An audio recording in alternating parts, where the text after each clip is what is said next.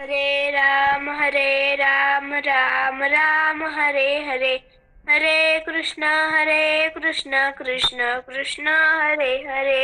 हरे राम राम राम हरे हरे, हरे कृष्ण कृष्ण कृष्ण हरे हरे. हरे राम राम राम हरे हरे, हरे कृष्ण कृष्ण कृष्ण हरे हरे. हरे राम राम राम हरे हरे, हरे कृष्ण कृष्ण कृष्ण हरे हरे.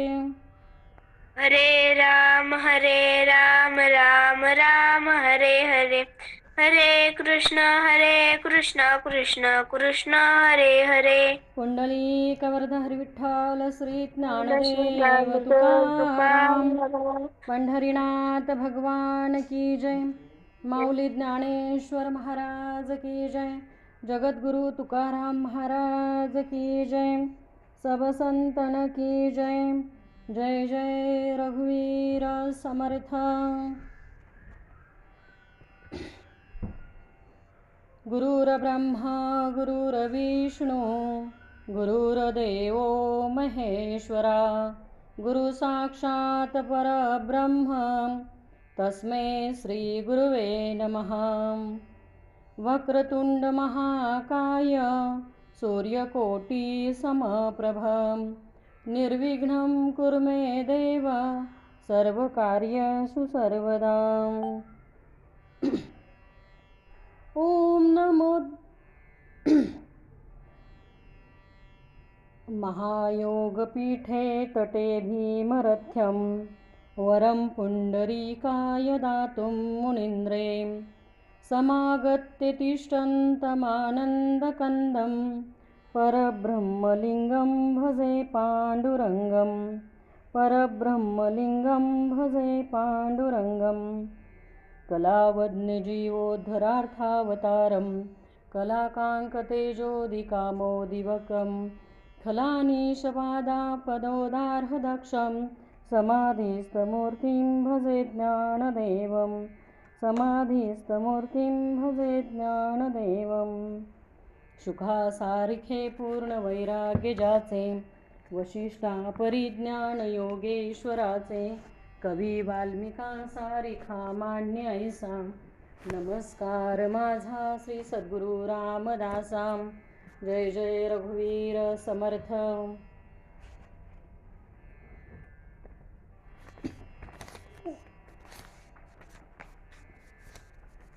जय जय रघुवीर समर्थ. श्रीमद दासबोध दशक पहिला स्तवन नाम. समास आठवा सभास्थवन. समास आठवा कुठला आहे? सभास्थवन. मी समासाला सुरुवात करण्यापूर्वी सर्वांना मकर संक्रांतीच्या हार्दिक शुभेच्छा. सर्वांना तिळगुळ घ्या, गोड गोड बोला आणि असाच आपला गोड कार्यक्रम अखंड चालू राहू दे, हीच ईश्वरचरणी प्रार्थना करते. बघा, तीळ आणि गुळ याचा ज्या वेळेला संगम होतो ना, तीळ आणि गुळ. आता तीळ पाहायला गेलं तर पवित्र आहे. तीळ कसा आहे? पवित्र आहे. कारण बघायला गेलं तर तो दशक्रिया विधी म्हणा किंवा 13वा असेल, इतर ठिकाणी सुद्धा त्या तिळाला फार महत्त्व आहे. त्यामुळे हा स्निग्ध पदार्थ असलेला तीळ ज्या वेळेला गुळामध्ये मिक्स होतो त्यावेळेला त्याची गोडी जी वाढते ना, कारण तिळामुळे स्नेह निर्माण होतो आणि गुळामध्ये नात्यामध्ये गोडी निर्माण होते. म्हणजे स्नेह आणि प्रेम या दोन्ही गोष्टीने नातं कसं बांधलेलं राहावं, हाच याचा उद्देश आहे तीळ आणि गुळाचा. आणि दुसरं म्हणजे की आता थंडीचे दिवस आहेत. आपले सणवार काय असेच नाही, तो त्याला प्रत्येकाला काहीतरी महत्त्व आहे. आता थंडीच्या दिवसामध्ये तीळ का खावेत? तर तीळ हा उष्ण आहे आणि शरीरात थंड जास्त आहे. बाहेरच्या थंडीमुळे आतमध्ये बघा, बाहेर जसं पाणी गोठवलं जातं तर तसं आतमध्ये पण गोठलंच जातं आहे ना. मग त्याला उष्णता मिळावी यासाठी तिळगुळाची पोळी आहे, तिळगुळाचे लाडू आहेत, तिळगुळाचं बघा वडी आहे. मग हे प्रत्येक सणाला काहीतरी महत्त्व आहे, प्रत्येक सणाला महत्त्व आहे. तर हा जो गोडी वाढवणारा जो सण आहे, तिळगुळ घ्या आणि गोड बोला. तुकाराम महाराजांनी एवढं छान सांगितलं आहे की देव तिळी आला. देव कुठे आला? तिळी आला. पाहायला गेलं तर तो जळी स्थळी काष्टी पाषाणी सगळीकडेच आहे, त्यामुळे तिळामध्ये पण तो असणारच आहे, प्रश्नच नाही. पण इथे तुकाराम महाराजांचा एवढा सुंदर अभंग आहे, देव तिळी आला आणि गोडे गोड. बघा म्हणजे देव तिळी आल्यानंतर काय होतं, गोडे गोड जीव झाला. म्हणजे धान म्हणजे काय? तृप्त होणं. धान म्हणजे काय? समाधान प्राप्त होणं. हा पूर्वीचा शब्द आहे. बघा सहज आपण काय म्हणतो की मी आता संसार प्रपंच मुलं बाळं नातवंड पतवंड सगळं पाहून माझं मन अगदी काय झालंय, झालंय. बरोबर की नाही? म्हणजे हा पूर्वीचा शब्द आहे धान. मग गोडे गोड जीव झाला. हा तुमचा आमचा जीव आहे ना, तर हा तिळी देव आल्यामुळे आज बघा एवढं महत्त्व आहे या अभंगाचं की तिळी देव आला आणि गोडे गोड जीव झाला. हा तुमचा आमचा जीव आहे ना, हा तृप्त झाला. कशामुळे? तर भगवंताच्या प्राप्तीमुळे. भगवंताच्या प्राप्तीमुळे तुमचा आमचा जीव काय झाला? तृप्त झाला. मग पुढे महाराज काय सांगतात की बघा तिळी जीव आला साधला हा पर्वकाळ. मग हा कुठला पर्वकाळ साधायचा आहे? तुम्हा आम्हाला पर्वकाळ साधायचा आहे, पण कोणता पर्वकाळ साधायचा आहे? साधला हा पर्वकाळ गेला अंतरीचा मळ. आपल्या अंतरीचा मळ घालवण्यासाठी हा पर्वकाळ साधला पाहिजे. आत्ताच महाराजांनी आपल्याला सांगितलं की उत्तरायण दक्षिणायन संपून आता उत्तरायणाला सुरुवात झालेली आहे. उत्तरायण सुरू झालेलं आहे. मकर संक्रांतीच्या दिवशी उत्तरायण सुरू होतं आणि तिळातिळाने जसं हे वाढत जातं तसं तुमचं आमचं प्रेम, तुमचं आमची भक्ती, तुमची आमची भगवंतावरील श्रद्धा ही सुद्धा तिळातिळाने वाढली पाहिजे. वाढली पाहिजे हो. आपली संख्या कमी नाही व्हायला पाहिजे. आपली संख्या काय झाली पाहिजे? वाढली पाहिजे. आता उद्यापासून हळूहळू जॉईन होणाऱ्यांची संख्या काय झाली पाहिजे? वाढली पाहिजे. तिळातिळाने वाढली पाहिजे. शिबिराची नाव नोंदणी तिळातिळाने अजून वाढतच नाही हो. शिबिराची नाव नोंदणी वाढत नाही, ती पण वाढली पाहिजे. बघा 10, 11, 12 आपले मेंबर किती आहेत? 270च्या पुढे गेले आता. पण हे तिळातिळाने वाढलं पाहिजे ना. बघा पाप पुण्य गेले एका स्नानेची खुंटले. एका स्नानाने हे पाप पुण्य काय झालं? खुंटलं. महाराज म्हणतात, तुकोबाराय माझे म्हणतात की एका स्नानाने हे पाप पुण्य खुंटलं. आता ते कुठलं स्नान बरं? ते स्नान कोणतं? आता आपण स्नान म्हणावं तर गंगेमध्ये म्हणू की गंगेमध्ये जायचं, गंगेमध्ये आंघोळ करायची आणि गंगेमध्ये आंघोळ केल्यानंतर सर्व पातकाची काय होते? धुनी होते. आणि सर्व पापं धुतल्यानंतर गंगेमध्ये आंघोळ केली, सर्व पापं धुतली. आता मला माहिती आहे की मी गंगेमध्ये आंघोळ केली, माझी सर्व पापे धुतली गेली. मग आता मी गंगेच्या काठावर आल्यानंतर मी पुन्हा पाप करायला मोकळा. बरोबर ना? हा मनुष्य देह आहे हो. हा तुमचा आमचा स्वभाव आहे की आता मागची सगळी पापं धुतली गंगेमध्ये, पण आता पुन्हा नव्याने सुरू ना. म्हणून बघा त्या श्वानाच्या वमनासारखी अवस्था तुमची आमची असू नये. म्हणजे एकदा टाकलं ना तर टाकलं, परत ते घ्यायचं नाही. श्वान काय करतो माहिती आहे का? कुत्र्याचं चाललंय. श्वान म्हणजे कुत्रा काय करतो? उलटी केल्यानंतर तीच उलटी परत सेवन करतो. तसं आपण आपल्या देहातला एखादा अवगुण टाकला ना तर तो टाकायचाच. टाकीने खपली काढली ती पुन्हा नाही जडली. मनुष्याची कुबुद्धी किती झाडली तरी ती पुन्हा लागे. माणसाची कुबुद्धी अशी आहे की मागेच मी तुम्हाला सांगितलं, मी सांगून गेले मागे की टाकीने खपली काढली त्या दगडाची तर ती पुन्हा चिटकवता येत नाही त्या दगडाला. जेव्हा मूर्ती घडवायची, दगडाचं जेव्हा आपल्याला देवत पण आणायचं त्या दगडामध्ये, देव पण आणायचे, त्यावेळेला त्या दगडाला टाकीचे घाव सोसावे लागतात. आणि हे टाकीने खपली काढताना ती खपली पुन्हा चिटकवायला गेलं तर त्या दगडाला ती कधी चिटकत नाही. मग दगडापेक्षा माणसाची अवस्था भयंकर आहे. माणसाने किती वेळा अवगुण टाकायचा प्रयत्न केला तरी ते पुन्हा पुन्हा पुन्हा पुन्हा त्याला येऊन चिटकतात. हे श्वानाचं लक्षण आहे आणि ते माझ्या अंगी असू नये. म्हणून काय सांगतात महाराज पुढे, तुका म्हणे वाणी. तुमची आमची जी वाणी आहे ना, तुमची आमची जी वाणी आहे, तर ही वाणी पवित्र असली पाहिजे. कारण मुखातनं गेलेला एक शब्द आहे ना, तो पुन्हा मागे घेता येत नाही. एखाद्या बाणासारखा तो एखाद्याच्या हृदयाला जाऊन भिडतो, तो तुला परत घेता येणार नाही. आपण नेहमी म्हणतो एखादा फटका मारला तर चालेल, पण बोललेलं आयुष्यभर माणूस विसरत नाही. म्हणून ह्या वाणीने काय बोलायचंय. नाथ महाराज म्हणतात, नामाविन मुख कशाचं बिळ ते, सर्पाचे ते बिळ. नामाविन मुख सर्पाचे ते बिळ, जिव्हा काळ सर्प आहे. नामाविण, भगवंताच्या नामाविण तुमचं आमचं मुख आहे ना, हे सर्पाचं बिळ आहे आणि त्याच्यामध्ये जिव्हा ही काळ सर्प आहे. म्हणून या मुखामध्ये अखंड तुमच्या आमच्या वाणीमध्ये तुका म्हणे वाणी शुद्ध जनार्दन जनी. शुद्ध वाणी कशी पाहिजे. आणि महाराज ज्याची वाणी शुद्ध असते ना, बरं का महाराज, ज्याची वाणी शुद्ध असते त्याच्या अंतरी भगवंत निवांत असतो. त्याच्या अंतरी भगवंत कसा असतो, निवांत असतो. जया अंतरी भगवंत. आणि मग ज्याची वाणी शुद्ध असते ना, तो जे बोलतो ना ते ब्रह्मनिरूपण असतं. हे पण सांगते की ज्याची वाणी शुद्ध आहे, पवित्र आहे, तो जे बोलतो ना ते ब्रह्मनिरूपण असतं. म्हणून काय सांगतात महाराज की तुका म्हणे वाणी शुद्ध जनार्दन जनी. मग बघा, जया अंतरी भगवंत अचळ राहिला निवांत, तो स्वभावे जे बोलत ते ब्रह्मनिरूपण. ज्याच्या अंतरी भगवंत अचळ राहिलेला आहे, निवांत राहिलेला आहे, तो स्वभावे जे बोलतो ते ब्रह्मनिरूपण. मग बघा, संतांच्या मुखामध्ये कधी अपशब्द नव्हते हो. कोणाविषयी कधी त्यांच्या मुखामध्ये अपशब्द आला नाही. किती लोकांनी त्रास दिला, तुकोबांना त्रास दिला, ज्ञानोबांना त्रास दिला, चारी भावंडांना लोकांनी त्रास दिला, पण त्यांच्या मनामध्ये द्वेष मत्सर कधी उभा राहिला नाही की यांनी मला एवढं छळलं किंवा यांनी मला त्रास दिला. पण आपल्याला एखाद्याने एखादा शब्द वाकडा बोलला ना, तर आपण म्हणतो आयुष्यभर मी विसरणार नाही. संतांनी काय म्हणायचं, अगदी मांडे भाजायला खापर पण दिलं नाही, मग त्यांनी काय म्हणायचं की आयुष्यभर मी विसरणार नाही.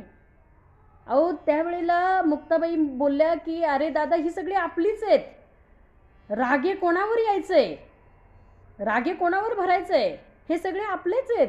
यांच्यावर बघा, जीभ दाताने चावली, कोणी बत्तीशी काढली. मागेच आपण बोलून गेलो, जीभ जर का दाताने चावली तर कोण आपली बत्तीशी काढून टाकतं का. दातही आपले आणि जीभही आपली आणि ओठही आपले, सगळं आपलंच आहे. मग सांगायचंय काय की ज्या वेळेला जो ज्ञानी, ब्रह्मज्ञानी जो असतो ना, तो ह्या गोष्टींकडे लक्ष देत नाही. त्याला शिव्या देतात, समोरचे लोक देतात ना, तेव्हा त्याला असं वाटतं की माझ्या अंगावर फुलं पडत आहेत.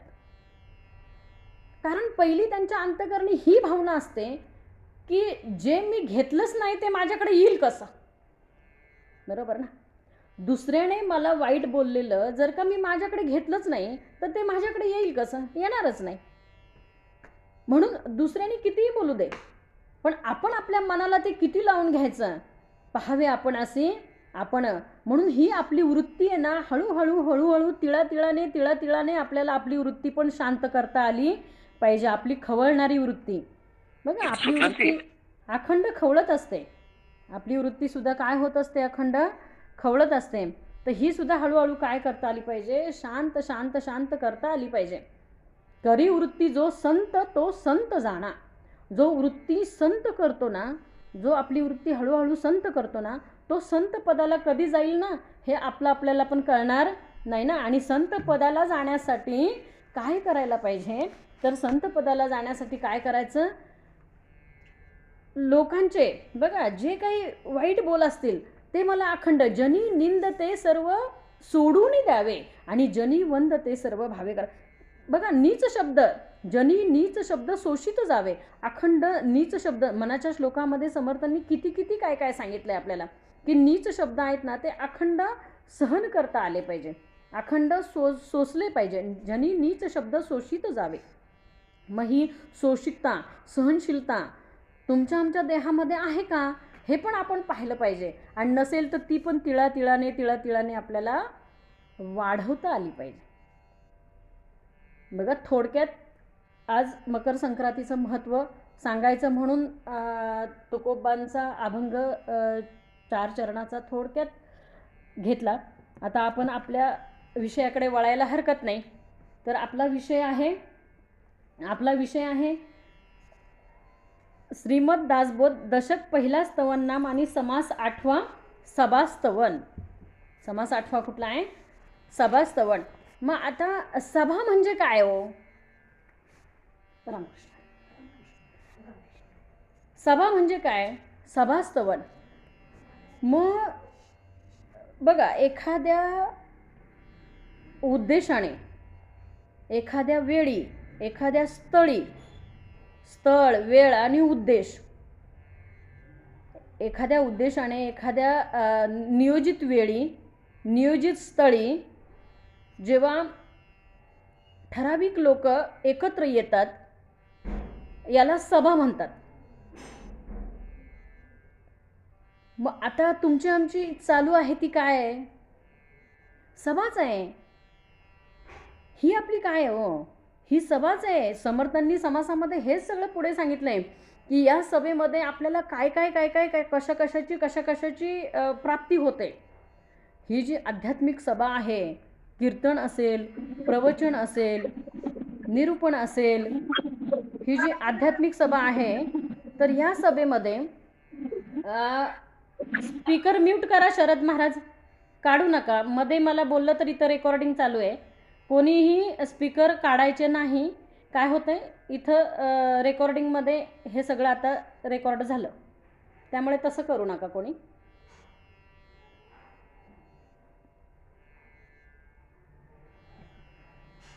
काय होतं, अशाने लिंक पण तुटते बरं का. त्यामुळे सर्वांना विनंती आहे की मध्ये कोणी स्पीकर काढू नका. तर आता ही जी सभा आहे, तर समर्थांनी सभेला पण वंदन केलंय. आता सभा वेगवेगळ्या असतात हो.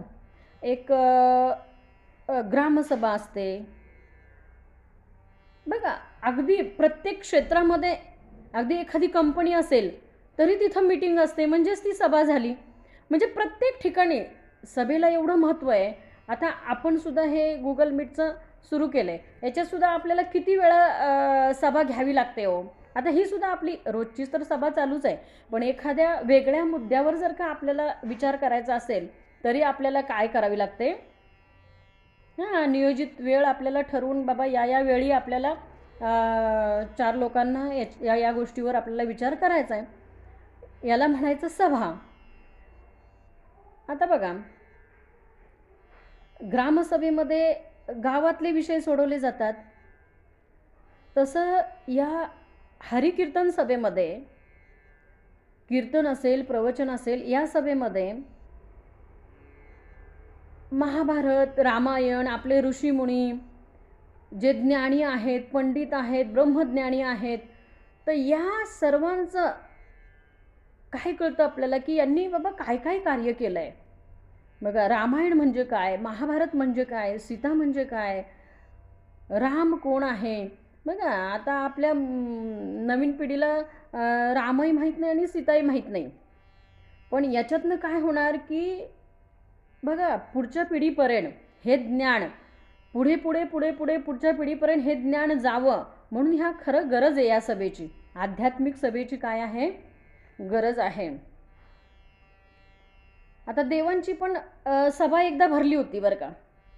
देवांची पण एकदा अगदी तातडीची सभा भरली, आणि त्या सभेमध्ये आता बघा, जिथं सभा असेल तिथं बाहेर प्रत्येकाला आपली पार्किंगला आपली वाहनं पार्क करून आपल्याला सभेमध्ये यावं लागतंय. जिथं सभा असेल तिथं बाहेर कुठं जागा असेल पार्किंगला, तिथं आपली वाहनं पार्क करायची आणि आपलं सभेला यायचं. तशी देवांची पण एका महत्त्वाच्या गोष्टीसाठी सभा भरली आणि सर्वांनी आपली वाहनं बाहेर सोडली आणि ते सभेला आले सर्व देव. आता विष्णूने पण आपलं वाहन गरुड आहे ना ते बाहेर सोडलं दरवाजावर आणि ते पण सभेला आले. आता सर्व सभेला आल्यानंतर बघा त्या सभेच्या बाहेर एक छोटंसं चिमणीचं पिल्लू होतं. छोटंसं चिमणीचं पिल्लू होतं आणि ज्या वेळेला त्या सभेला यमधर्म आले, यमराज आले त्या सभेला, त्यावेळेला त्यांची दृष्टी त्या पिल्लावर पडली. त्यांची दृष्टी त्या चिमणीच्या पिल्लावर पडली. आता पिल्लावर दृष्टी पडल्यानंतर ते थरथर थरथर कापू लागलं. त्याच्या अंगाला अगदी थरकाप सुटला त्या पिल्लाच्या आणि ते घाबरलं पूर्ण. आणि हे ते गरुडाने पाहिलं की आता हे पिल्लू घाबरलेलं आहे. मग ते यमराज आतमध्ये गेल्यानंतर त्या चिमणीच्या पिल्लाला गरुड बोलले की तू काय एवढा घाबरला आहेस. तर ते पिल्लू बोललं की माझ्यावर कोणाची नजर पडली तर यमदेवाची नजर माझ्यावर पडली आणि त्यामुळे मी भयभीत झालेलो आहे. मग ठीक आहे गरुड बोलले, काय काळजी करू नको, मी तुला एका क्षणात मी तुला 7 समुद्रापार नेऊन सोडतो. गरुड भरारी केवढी असते बघा. गरुडाने कार्य केलं, पिलाला नेऊन कुठे सोडलं बघा. 7 समुद्राच्या पलीकडे गरुडाने त्याच्या भरारीने पिलाला नेऊन सोडलं. आता पिलाला तिथे असं सुरक्षित ठिकाणी सोडलं. सोडल्यानंतर गरुड परत आले. आता आल्यानंतर सभा संपली आणि विष्णू बाहेर आले. विष्णुदेव बाहेर आले आणि गरुडाकडे बघून हसले. हसल्यानंतर गरुड बोलले, का हसताय स्वामी, तुम्ही माझ्याकडे बघून का हसताय. तर म्हणे सभाच याच्यासाठी भरली होती की हे जे चिमणीचं पिल्लू आहे तर ह्याची भरारी काही एवढी नाही आणि त्याचं मरण त्या अमुक ठिकाणी होतं, तर त्या ठिकाणी याला कोण पोचवणार याच्यासाठी ही सभा भरली होती. सभाच कशासाठी भरली होती की या चिमणीच्या पिल्लाला अमुक ठिकाणी नेऊन कोण सोडणार. आणि ते काम झालं, त्यामुळे सभा संपली. आता सांगा तुम्ही, ते बघा गरुड जे आहेत त्यांना एवढं शर्मेने त्यांनी मान खाली घातली, कारण त्यांना अगोदर एवढा अभिमान वाटत होता की मी एकाचा जीव वाचवला, मी एका चिमणीच्या पिल्लाचा काय वाचवला, जीव वाचवला. पण त्यांना जेव्हा हे कळलं की अरे सभाच याच्यासाठी होती की ह्या पिल्लाला तिथे नेऊन कोण पोचवणार, म्हणजे मी त्याला मृत्यूमुखी नेऊन काय केलंय, सोडलेलं आहे. मग सांगायचं म्हणजे काय की सभा, देवांना पण काही कारणाने सभा घ्यावी लागते हो. देवांना पण सभा घ्यावी लागते, कारण वेगवेगळे प्रत्येकाचे प्रश्न वेगवेगळे आहेत. तुमचे आमचे प्रश्न वेगळे आहेत, गावाचे प्रश्न वेगळे आहेत, घरातले कुटुंबाचे प्रश्न वेगळे आहेत आणि बघा एखाद्या कंपनीचे प्रश्न वेगळे आहेत. म्हणजे प्रत्येक ठिकाणी या सभेला एवढं महत्त्व आहे की प्रत्येक ठिकाणी सभा काय आहे, महत्त्वाची आहे. म्हणून सांगितलंय, आता श्रीराम समर्थ आता वंदू सकळ सभा, जये सभेसी मुक्ती सुलभा, जेथे स्वये जगदीश उभा तिष्ठतू भरे. आता वंदू सकळ सभा. आता मी काय करतो, समर्थ बोलले, सगळ्या सभेला प्रथम काय करतो, वंदन करतो. नेहमी बघायला गेलं तर आपण कीर्तनाला, प्रवचनाला सुरुवात करताना आधी श्रोत्यांना नमन असतं, श्रोत्यांना वंदन असतं, नंतर बघा सर्व सभेला वंदन असतं, आधी भगवंताला वंदन असतं. म्हणजे पाहायला गेलं तर समर्थांनी क्रमाक्रमाने घेतलंय. गणेश स्तवन आहे, शारदा स्तवन आहे, सद्गुरू स्तवन आहे, संत स्तवन आहे, कवेश्वर स्तवन आहे आणि आता सभा स्तवन आहे. म्हणजे प्रत्येकाला काय केलंय समर्थांनी, प्रत्येकाला वंदन केलंय. आता सभेला वंदन आहे, कारण सभेमध्येच तुमचे आमचे प्रश्न, काल पण विषय झाला ना की आपले प्रश्न, आपल्याला पडणारे प्रश्न, तर हे प्रश्न जे आहेत ना, तर हे सभेमध्येच हे प्रश्न तुमचे आमचे सुटतात. म्हणून काय सांगितलं, आता वंदू सकळ सभा, जये सभेसी मुक्ती सुलभा. जेथे स्वये जगदीश उभा तिष्ठतू भरे. मग जिथे भगवंताचं गायन पूजन चालू असतं ना, कीर्तन भजन चालू असतं ना, तर तिथे भगवंत कसा उभा आहे? तिष्ठतू भरे. तिष्ठत उभा आहे तो. तुमच्या आमच्या अगोदर तो इथे तयारनिशी आलेला असतो. म्हणून कुठेही बघा कार्यक्रमामध्ये भगवंताचं वेगळं आसन घातलेलं असतंय. काय घातलेलं असतंय? हनुमंत स्वारींचं पण आसन एक घातलेलं असतं बघा. कारण हनुमंत पण तिथे प्रत्येक सभेला हनुमंत सुद्धा हजर असतात.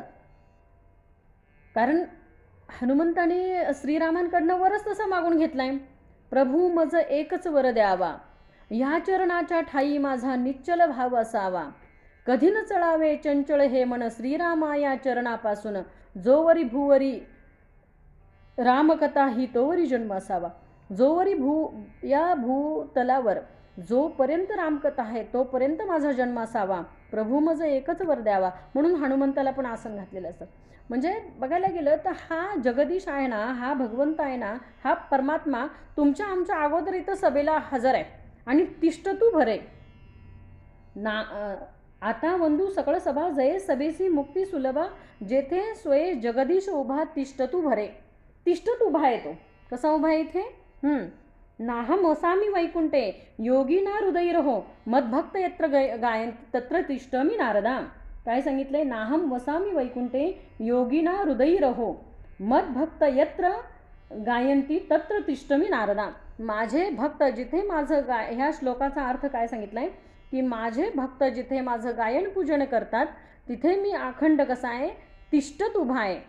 म्हणून आपण हे गुगल मीट जरी असलं, ऑनलाईन जरी असलं आपला कार्यक्रम, तरी पण आपण याला कुठला वेगळा दर्जा देऊ नये. जो बघा की आपण आता ऑनलाईन आहे, गुगल मीटवर आहे, आपण आता कुठे प्रवचनाला बसलो आहे, हे कुठे आपलं काय मंदिर आहे का? अहो, आपण जिथे आपण बसू ते आपलं घर म्हणजेच आपलं मंदिर आहे. पहिली गोष्ट भगवंत बोलला, अरे तुझं देह म्हणजेच मंदिर आहे. तुझा जो देह आहे ना, हेच पहिली गोष्ट मंदिर आहे. देह देवाचे मंदिर, त्यात आत्मा परमेश्वर. त्या मंदिरामधला जो देव आहे ना, तो तुला कळला झालं जन्माचं सार्थक. देहातला आत्मा तुला कळला ना, आत्मा म्हणजे परमेश्वर, तो परमात्म्याचाच अंश आहे आणि तो तुला कळला झालं ना, देह देवाचंच मंदिर आहे. कुठं शोधिशी रामेश्वरी आणि कुठे शोधिशी काशी, देहातील भगवंत राहिला देहामध्ये उपाशी. बघा आपण जातो त्या साधं उदाहरण आहे की आपल्याला कळत नाही बघा, अज्ञानामध्ये आपली भक्ती असते आणि आपण त्या शंकराच्या मंदिरात जातो. जायला पाहिजे, जिथं मंदिर आहे तिथं भगवंताचा वास असतो, आपण जायला पाहिजे. पण अज्ञानात भक्ती करणं ठीक नाही. आता त्या मंदिरामध्ये गेल्यानंतर तिथे त्या पिंडीवर आपण ग्लासभर दूध ओततो, ते दूध कुठे जातं? मोरी वाटे जातं, बरोबर? बरं, तेच तिथे साफसफाई करणाऱ्याला परत त्रास. मग आणि घरातनं निघताना तेच ग्लासभर दूध आपलं नातू एवढा मागं लागलेला असतो, अगं आजी मला दे मला दे मला दे. त्याच्या अंतरी तुला शिव दिसला नाही का? अरे चालते बोलते देव आपल्याला दिसत नाही आणि आपण अतिशक्ती करून बोलते मी की आपण दगडावर जाऊन दूध जाऊन ओततो. चालते बोलते देहातला देव तुम्हाला का दिसत नाही? तुमच्या घरातला नातू तुमच्या मागे मागे फिरतोय, आजी मला दूध दे दूध दे. नाही, मला शंकराला दूध नेऊन ओतायचंय. कशाला?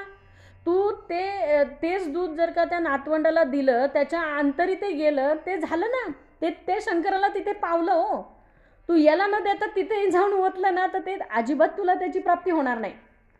तेच त्या भगवंताचं नाव घेऊन ज्या मंदिरात जाऊन दूध ओतणारेस ना, त्या भगवंताचं शिवाचं नाव घेऊन तू या जीवाला दे ना. म्हणजे आपल्याला काय भक्ती करावी आणि कशी भक्ती करावी ही सुद्धा भक्ती आपली अज्ञानातच आहे. हो, म्हणून अज्ञानातनं आपल्याला ज्ञानाकडे येऊन भक्ती करता आली पाहिजे. म्हणून काय सांगितलं बघा, नाहम वसामी वैकुंठे योगिना हृदय रहो, मद्भक्त यत्र गायंती तत्र तिष्ठमी नारदा.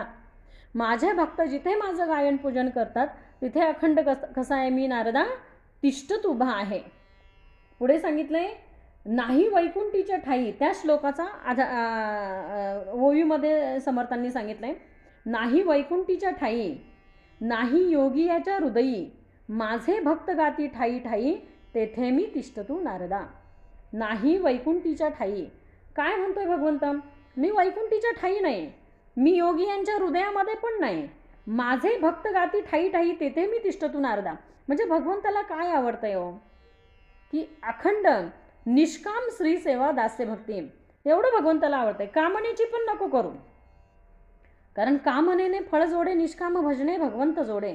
कामना असेल तर फळाची प्राप्ती आहे, निष्काम भक्ती असेल तर भगवंताची प्राप्ती आहे.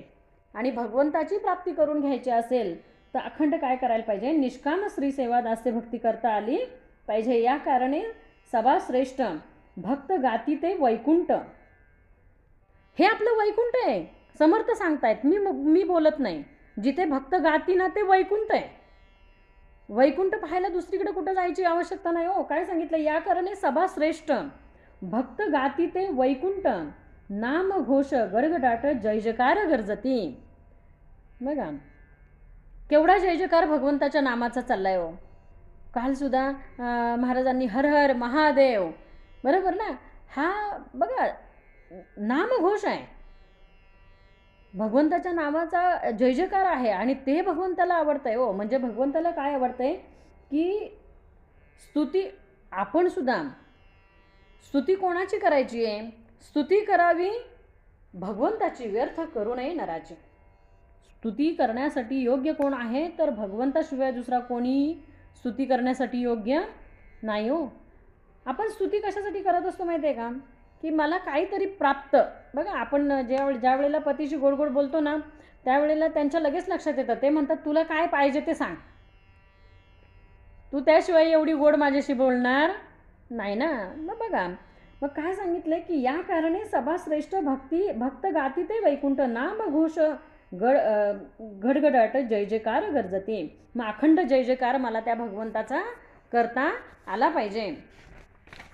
पुढे सांगितलंय प्रेमळ भक्तांचे गायन, हरिकथा हरिकीर्तने. प्रेमळ भक्तांची गायने, हरिकथा हरिकीर्तने, वेद व्याख्यान पुराण श्रवणे जेथे निरंतर. वेद व्याख्यान पुराण श्रवणे जेथे निरंतर. अखंड तुमचं आमचं बघा आता जे काही आपलं गुगल मीट हे चालू केलेलं आहे, निरंतर आहे. एकही दिवस आपला असा नाही की बाबा एक दिवस आपला सुट्टीचा राहू दे म्हणून. रविवार ठेवला होता तो पण आपण हरिपाठाला दिला. म्हणजे निरंतर चालू आहे. हे कसं चालू आहे, आणि आपली एवढीच इच्छा आहे, मनापासून भगवंताकडे एवढंच मागणं आहे की भगवंता हे जे सुरू केलेलं आहे ना, हे आता देहाचं क्षणभर नाही, देहाचा भरोसा तुमचं आमचं माहीत नाही, पण आपल्या मागे सुद्धा हे कार्य निरंतर चालू राहावं. भले ते आपल्या गुरुकुलच्या एखाद्या सदस्याने चालू ठेवावं, अगदी कोणी चालू ठेवा, पण हे कार्य अखंड निरंतर चालू राहिलं पाहिजे. याच्यामध्ये खंड पडता कामा नये. म्हणून काय सांगितलंय, प्रेमळ भक्तांची गायने. किती प्रेमाने बघा इथे जे जमलेले आहेत ना सर्व, ते एवढे प्रेमाने. का तर भगवंतावर प्रेम आहे. तुमचं आमचं प्रेमच कोणावर आहे, आपण प्रेम कोणावर करतो. बघा त्या गवळणी प्रेम कोणावर करत होत्या, कृष्णावर करत होत्या. तसं तुम्ही आम्ही प्रेमच कोणावर करतोय, भगवंतावर करतो. भगवंताच्या प्रेमापोटी आपल्याला आस लागलेली असते की कधी 9 वाजतायत. बरोबर ना. आता 8:45 पासूनच आपण सुरू केलं आहे. श्रीमनाचे श्लोकसुद्धा काही कमी नाहीत हो. त्याच्यामध्ये तत्वज्ञान समर्थांनी भरभरून भरलेलं आहे. गणाधीश जो ईश सर्व गुणाचा. कालच महाराजांनी सांगितलं की हा गणपती आहे तो आधी अनंत काळाचा आहे. तो पार्वतीने जन्माला घातलेला गणपती नव्हे, तो आधी अनंत. का तर बघा आपल्याला त्या अभंगातनं सुद्धा समजेल की तिन्ही देवांचं जन्मस्थान म्हणजे गणपती आहे. ओंकार प्रधान रूप गणेशाचे, हे तिन्ही देवांचे जन्मस्थान. हे काय सांगितले, तिन्ही देवांचे जन्मस्थान. मग पुढे काय म्हणतायत की आकार तो ब्रह्मा, उकार तो विष्णू आणि मकार महेश्वर जाणी येला. आकार तो ब्रह्मा, उकार तो विष्णू आणि मकार महेश्वर जाणी येला. हे तिन्ही देवांचं जन्मस्थान म्हणजे गणपती आहे. मग हा आजचा गणपती नाही. तसं फार सुंदर निरूपण महाराजांनी काल पण केलं गणाधीश जोईश सर्व गुणाचा या श्लोकावर. तर सांगायचं म्हणजे काय की प्रेमळ भक्तांची गायने किती किती प्रेमाने आपण भजनाला सुद्धा एवढे सगळे जण जमतो, आपण किती प्रेमाने गातो, बरोबर ना. प्रत्येकाला वाटतं माझा नंबर कधी येईल. आता पहिल्यासारखं म्हणावं लागत नाही, तुम्ही म्हणा. प्रत्येकाला ओढ लागलेली असते. तशी आपल्याला ह्या भगवत भक्तीची हळूहळू आपली ओढ काय झाली पाहिजे, वाढत गेली पाहिजे. म्हणून काय सांगितलंय, प्रेमळ भक्तांची गायने, हरिकथा हरिकीर्तने, वेद व्याख्यान पुराण श्रवणे, जेथे निरंतर. अखंड इथं निरंतर काय आहे तर वेद व्याख्यान पुराण आणि श्रवण.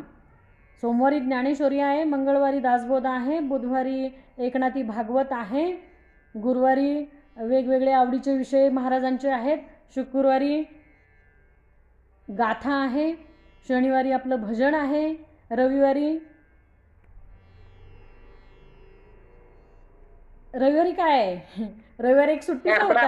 हा, तर रविवारी हरिपाठ घेतला. बरोबर, हरिपाठावर चिंतन. हा बरोबर, हरिपाठावर चिंतन. बरोबर. तुमचा आवाजच ऐकायचा होता बापूराव महाराज मला. तर असा हा उपक्रम जो आपला चालू आहे, तर हा अखंड भगवंताच्या चरणी आज संक्रांतीच्या निमित्ताने आपण भगवंताच्या चरणी प्रार्थना करू की हा आमचा उपक्रम असाच अखंड चालू राहू द्या. म्हणजे आपल्या निवेदनातच पाहिजे की अखंड निष्काम श्री सेवा दास्य भक्ती प्राप्त हो, हे आपलं निवेदन पाहिजे भगवंताच्या चरणी. अखंड निष्काम श्री सेवा दास्य भक्ती प्राप्त हो. कामना नको, मला हे पाहिजे, मला ते पाहिजे, वखवकलेलं नको. आणि पाहिजे म्हणून तरी घेऊन कुठे जायचं आहे हो, खरं सांगा. बंगला आहे, गाडी आहे, माडी आहे, भरपूर अगदी कपाट एक उघडलं तर एक साडी काढायला गेलं तर सगळ्या अंगावर पडतात मला. त्या साड्या पण म्हणत असतात माझा नंबर कधी.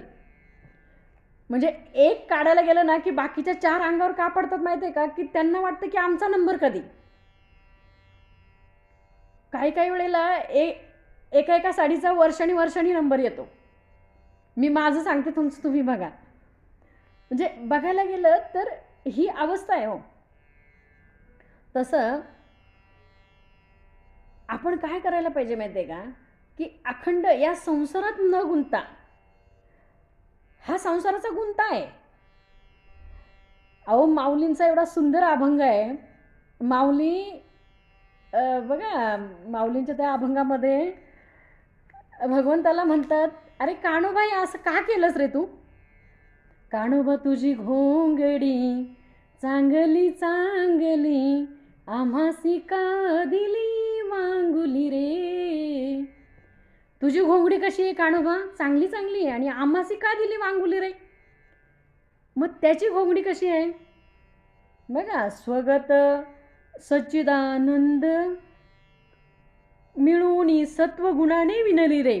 त्याची घोंगडी कशी आहे, सत्वगुणाने विणलेली आहे. आणि माझी घोंगडी कशी आहे, काम कर्म अविद्या त्रिगुण पंचभूताने विणली रे. बघा, आणि रेत रक्त नरकमुताने भरली रे. म्हणजे तुमची आमची ही घोंगडी आहे. आपली घोंगडी कशी आहे, नवा ठाई फाटून गेली ती तू आम्हास दिली रे. 9 द्वार दाखवली देहामध्ये. म्हणजे त्या अभंगामध्ये सगळंच दाखवलंय की नवा ठाई फाटलेली तू आम्हाला दिली, ती तू आम्हासी दिली रे. नवा ठाई फाटून गेली ती तू आम्हासी दिली रे. कान्होबा तुझी घोंगडी चांगली आम्हासी का दिली वांगुली रे. आम्हाला वांगुली का दिली भगवंता, तुझ्या घोंगडीसारखी घोंगडी माझी का नाही आहे. आणि त्याच्या घोंगडीसारखी घोंगडी होण्यासाठी मला अखंड त्याची घोंगडी धरून राहता आलं पाहिजे हो. त्याची घोंगडी सोडायची नाही. बघा, समर्थांचा पण एक म्हणजे समर्थांचा शिष्य होता उद्धव स्वामी. म्हणजे उद्धव स्वामींचं जर का थोडक्यात सांगायचं म्हटलं तर ज्या वेळेला समर्थ अम, ध्यानस्थ बसले होते त्यावेळेला समर्थांच्या जीवनात पण माऊलींसारखा हा प्रसंग आलेला आहे. मी मागे सांगून गेले की एक पतिव्रता सती जाण्यासाठी निघाली आणि ती सती जाण्यासाठी निघालेली असताना ती समर्थांना नमस्कार करायला आली. त्यावेळेला समर्थ बोलले, अष्टपुत्र सौभाग्यवती हो. त्यावेळेला ती ती म्हटली, महाराज अहो माझे पतींचं प्रेत स्मशानात चाललं आहे आणि मी सुद्धा सती जायला निघाले आणि तुम्ही मला हा आशीर्वाद कुठल्या जन्माचा दिला. त्यावेळेला समर्थ बोलले, हा आशीर्वाद तुला मी दिलेला नाही, हा आशीर्वाद माझ्या मुखातनं श्री रामरायाने दिलेला आहे आणि ते पूर्ण रामरायाच करतील.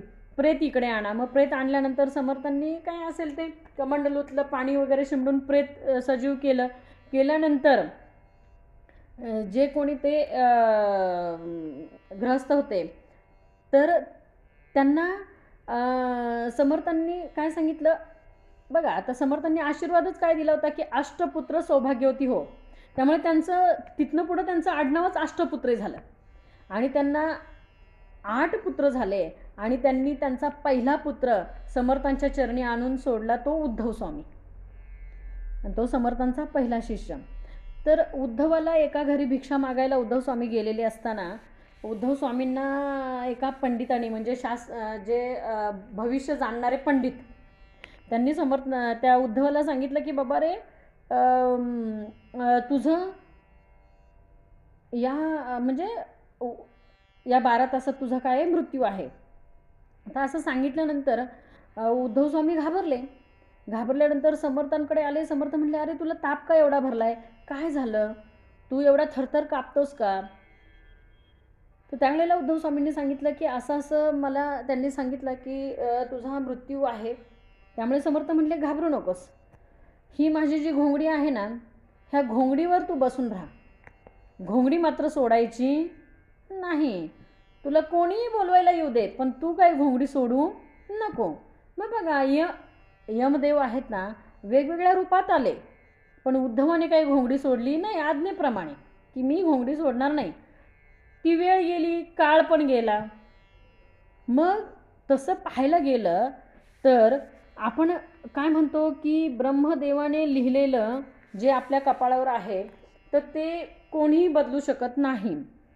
तर मी असं म्हणते, मी म्हणण्यापेक्षा समर्थ असे म्हणतात, मी म्हणत नाही. मी म्हटलं तर त्याला काहीच किंमत नाही. समर्थ म्हणतात की ब्रह्मदेवे आपुल्या करे.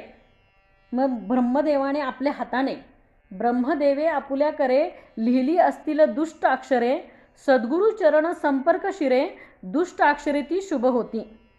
एकदा सद्गुरु चरणांचा संपर्क आपल्या बघा माथ्याला झाला तर आपल्या वर ह्याच्यावर कपाळावर जी काही दुष्ट अक्षरे लिहिलेली असतील ना, ती सुद्धा शुभ होती. ब्रह्मदेवे आपुल्या करे लिहिली असतील दुष्ट अक्षरे, सद्गुरु चरण संपर्क शिरे, दुष्ट अक्षरे ते शुभ होती. म्हणून सद्गुरूंचं महत्त्व आपल्या जीवनामध्ये फार मोलाचं आहे. तर सांगायचा भाग काय की आपण कुठे होतो की परमेश्वराचे प्रेमळ भक्तांची गायने. मग भक्त कसा पाहिजे तर भक्त उद्धवासारखा पाहिजे. भक्त कसा पाहिजे, श्रीकृष्णाचा भक्त पण उद्धव होता, माहिती आहे ना. श्रीकृष्णाचा भक्त पण कोण होता, उद्धव होता. भक्त कसा पाहिजे, प्रल्हादासारखा पाहिजे. भक्त कसा पाहिजे बघा, तुकाराम महाराजांनी पण भक्ती केली पण ती भक्ती कशी हो, निस्सीम, की काही नाही भगवंता, मला काहीच नाही, मला माझ्या देहाचं भान नाही, मला माझ्या प्रपंचाचं भान नाही, मला माझ्या मुलाबाळांचं भान नाही, मला कशाचंही भान नाही, तू माझा आणि मी तुझा, याच्या पलीकडे मला काही माहीत नाही. ही अशी भक्ती पाहिजे. म्हणून सांगितलं काही प्रेमळ भक्तांची गायने, भगवत कथा हरिकीर्तने, वेद व्याख्यान पुराण श्रवणे येथे निरंतर. मग इथे निरंतर जे भगवंताचं चालू आहे ते आपल्याला जर का या कानाच्या द्वारातनं, हे द्वार आहे भगवंताचं बघा, या मुखातनं आपण अन्न जसं ग्रहण करतो, मुखातनं आपण अन्न ग्रहण करतो पण कानातनं आपण काय करतो, आतमध्ये अंतरी अमृताचं सेवन आपण करतो कानाने. काय करतो आपण? अमृताचं अंतरी गेली अमृत बाह्य काया लखलखित. कालच महाराज बोलले की ताई तुमच्या चेहऱ्यावर काय वेगळंच तेज दिसतंय. तर हे अंतरी गेलेलं अमृत आहे ना, त्या अमृताने ही बाह्य काया लखलखित होते. अंतरी हे ज्ञानाचं अमृत जेव्हा जातं, तुमच्या आमच्या अंतरी हे ज्ञानामृत जेव्हा जातं, आज आपण बघायला गेलो तर आपला एकही दिवस खंड नाही.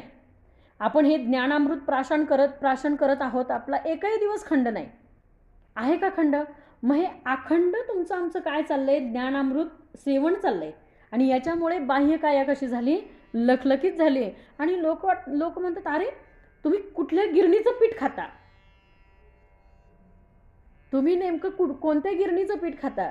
आता आपली गिरणी कुठली आहे आणि कोण आपल्याला दळू लागायला येतोय हे त्यांना कुठं माहिती आहे? अखंड आम्हाला दळण दळू लागणारा कोण आहे? बघा कोण आहे हो? अखंड दळण दळू लागणारा कोण आहे? पांडुरंगच आहे की नाही?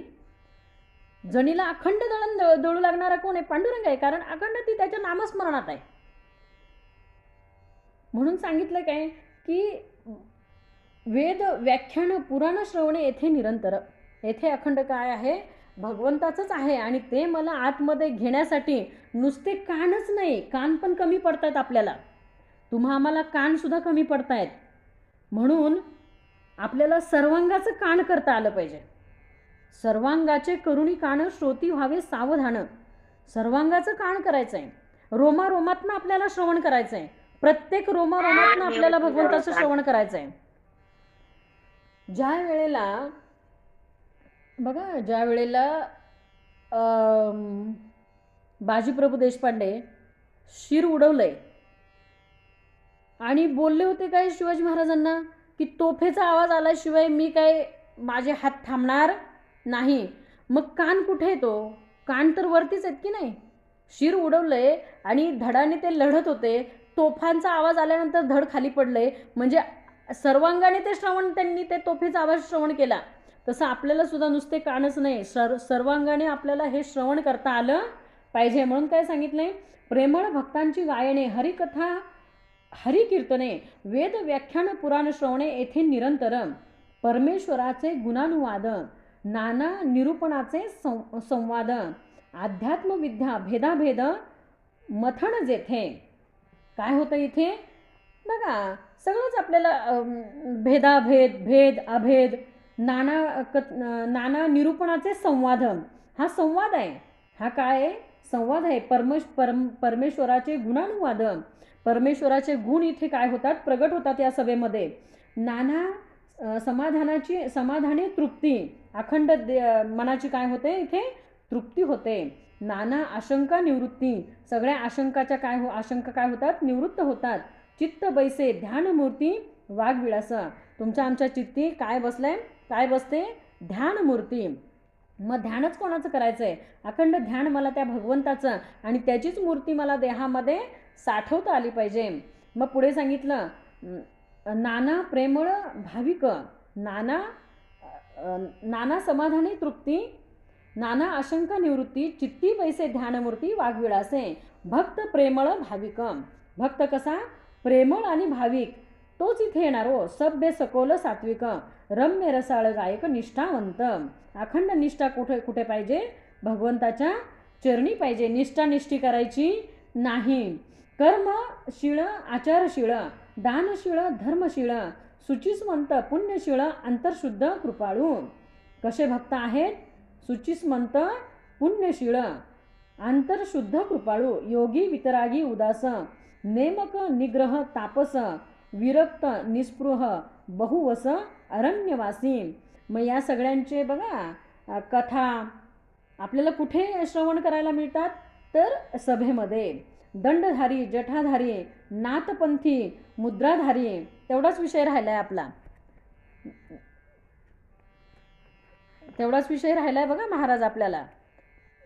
तो सुद्धा विचार हळूहळू करायला हरकत नाही. मला फार आवडतो नवनाथ ग्रंथ, हा मला फार आवडतो.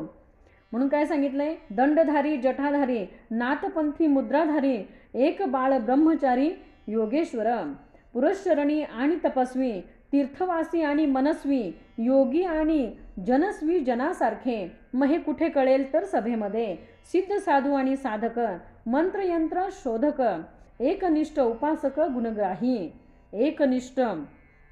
एकनिष्ठ बघा, प्रल्हादाची निष्ठा कशी होती हो भगवंतावर? एकनिष्ठ होती की नाही, की नाही मला काही झालं तरी तारणारा माझा भगवंत आहे. नारायण नारायण नारायण नारायण नारायण. नारायणाशिवाय प्रल्हादाला काहीच दिसत नव्हतं. पुढे काय सांगितलं? संत सज्जन विद्वज्जन, वेदज्ञ शास्त्रज्ञ महाजन, प्रबुद्ध सर्वज्ञ, समाधान विमळ करते. योगी व्युत्पन्न कवेश्वर, धूर्त तार्किक, योगी व्युत्पन्न ऋषीश्वर, धूर्त तार्किक कवेश्वर, मनोजयाचे मुनेश्वर आणि दिग्वल्की. बघा, मागचा समास आपला कवेश्वर स्तवन झाला. मग आपण आपली ही सभा नसते तर आपल्याला कवेश्वर स्तवन कळलं असतं का? आपल्याला गणेश स्तवन कळलं असतं का? आपल्याला श्री शारदा स्तवन कळलं असतं का? सद्गुरु स्तवन, आता सद्गुरु वर्णवेना, जेथे माया स्पर्श शकेना. बघा, हे कळलं नसतं आपल्याला. म्हणजे समर्थांनी एवढा सुंदर हा दासबोध ग्रंथ, आणि समर्थांनी किंवा माऊलींनी किंवा तुकोबारायांनी हे जे ग्रंथ लिहिलेत ना, तर हे काही साधे सोपे ग्रंथ नाहीत हो. आता समर्थांनी तर शिवगीता, रामगीता, गुरुगीता, गर्भगीता, उत्तरगीता, अवधूतगीता, वेद आणि वेदांत, भगवद्गीता, ब्रह्मगीता, हंसगीता, पांडवगीता, गणेशगीता, यमगीता, उपनिषदे, भागवत इत्यादिक म्हणजे अजूनसुद्धा नाना ग्रंथ संमतीचं बोलले. इथं कल्याण स्वामींच्या गळ्यामध्ये जवळजवळ 10-15 किलोची बॅग असायची कायम समर्थांबरोबर फिरताना.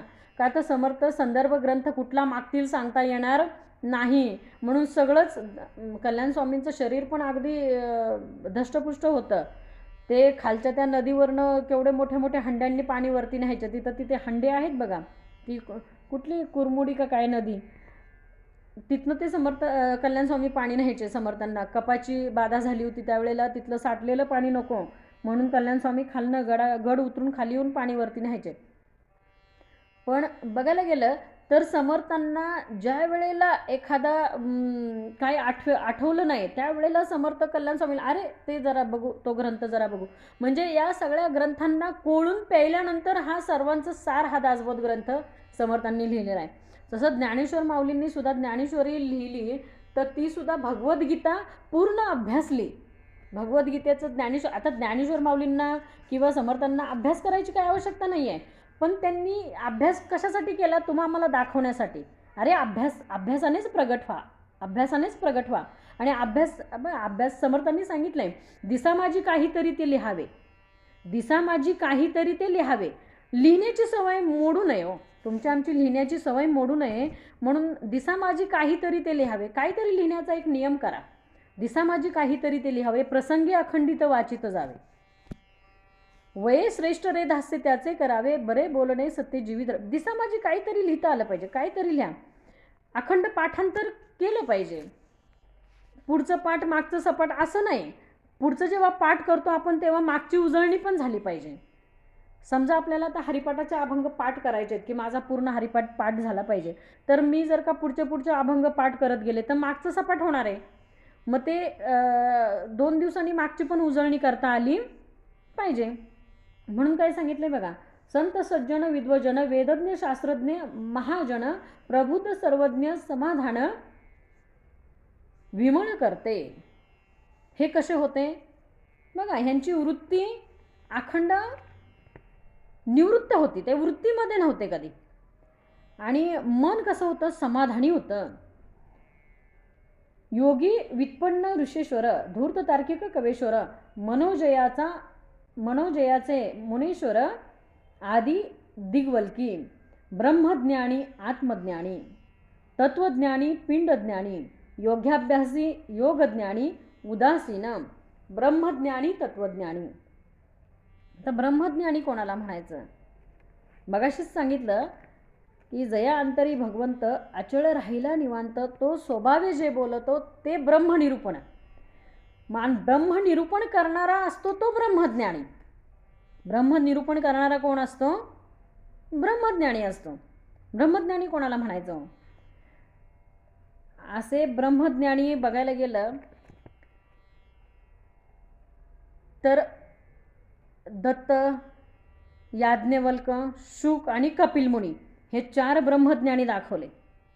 हे 4 काय दाखवले? आता आपल्याकडे वेळ कमी आहे तरी थोडक्यात सांगते. याज्ञवल्क, कपिल मुनी, दत्त आणि शुक हे ब्रह्मज्ञानी दाखवले. ज्या वेळेला आपल्या गावामधले 1000 ब्राह्मण जेव्हा जेवतात त्यावेळेला पुण्यक्षेत्राचा 1 ब्राह्मण जेवल्याचं पुण्य प्राप्त होतं. श्रवण करताय ना? ज्या वेळेला पुण्यक्षेत्रीचे 1000 ब्राह्मण जेवतील, पुण्यक्षेत्रीचे 1000 ब्राह्मण जेवतील त्यावेळेला एक वेद पाठक जेवल्याचं पुण्य प्राप्त होतं. वेद पाठक म्हणजे काय? की जो 4ही वेद जाणतो. बघा, ऋग्वेद, यजुर्वेद, अथर्ववेद आणि सामवेद, वेदी, द्विवेदी, त्रिवेदी आणि चतुर्वेदी असा जो वेद जाणणारा जो असतो ना तो वेद पाठक. आता असे 1000 वेद पाठक जेव्हा जेवतात त्यावेळेला एक संन्यासी जेवल्याचं पुण्य प्राप्त होतं. आता संन्यासी म्हणजे कोण हो? की ज्याच्याकडे बघा मोह नाही, माया नाही, सगळं सोडून जो गेलेला असतो ना त्याला संन्यासी म्हणायचं. जो सगळं सोडून परत त्याच्यातच अडकतो त्याला संन्यासी म्हणून चालणार नाही. मग असे जेव्हा 1000 संन्यासी जेवतात त्यावेळेला बघा वेद पाठक जेव्हा 1000 जेवतात तेव्हा एक पंडित जेवल्याचं पुण्य प्राप्त होतं. आणि पंडित म्हणजे कोण? तर जो 4 वेद, 6 शास्त्र आणि 18 पुराणे ह्याचं समग्र ज्ञान ज्याला असतं त्याला पंडित म्हणायचं.